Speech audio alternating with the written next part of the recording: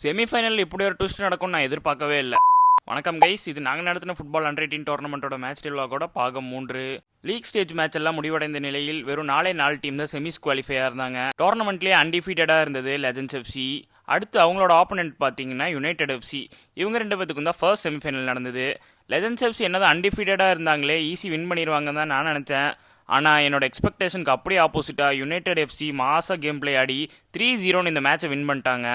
Second semi-final பார்த்தீங்கன்னா Noah FC versus HST Ooty boys. இது ஒரு சீரியஸான மேட்சாகவே இருந்துச்சு. ஃபர்ஸ்ட் ஹாஃபில் 0-0 இருந்தாலுமே செகண்ட் ஹாஃபில் ஊட்டி பாய்ஸ் 2 கோல் போட்டு இந்த மேட்சை 2-0 வின் பண்ணி ஃபைனல்ஸுக்கு போயிட்டாங்க. ஃபைனல்ஸ் பார்த்தீங்கன்னா யுனைடெட் எஃப்சி வெர்சஸ் ஹெச்எஸ்டி ஊட்டி பாய்ஸுக்கு தான் நடந்தது. இதுவுமே ஒரு சீரியஸான கேமாக தான் இருந்துச்சு. ஆனால் ஃபர்ஸ்ட் ஹாஃப் 0-0 இருந்துமே கடைசி மினிட்ல 2 கோல் வாங்கி ஊட்டி பாய்ஸ் இந்த மேட்சையும் டோர்னமெண்ட்டையும் சேர்த்து வின் பண்ணிட்டாங்க.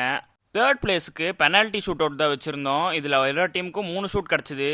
அதில் ஃபர்ஸ்ட் சேவே நோவா எஃப்சியோட கீப்பர் தரமான ஒரு சேவ் எடுக்க, திருப்பி நோவா எஃப்சி 2 கோலை போட, தேர்ட் ஷூட்டை நோவா எஃப்சியோட மஜா பிளேயர் ராக்கெட் விட்டு வெளியடிக்க லெஜண்ட்ஸ் எஃப்சிக்கு ஒரு சான்ஸ் கிடச்சி ஸ்கோர் ஈக்குவல் ஆயிடுச்சு. இப்போ எக்ஸ்ட்ரா ஷூட் அவுட் கொடுத்து அதுலேயுமே ஸ்கோர் ஈக்குவலாக இருந்த காரணத்தினால வின்னரை டாஸ் வச்சு டிசைட் பண்ணிக்கலான்னு வச்சு டாஸ் போட்டதில் legends FC third place secure பண்ணியிருந்தாங்க.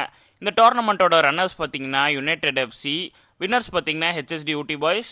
இத்துடன் இந்த டோர்னமெண்ட்டின் மேட்ச் டே விளாக் முடிஞ்சது. விளாக் பிடிச்சிருந்தா மறக்காம ஃபாலோ சப்ஸ்கிரைப் பண்ணிக்கோங்க.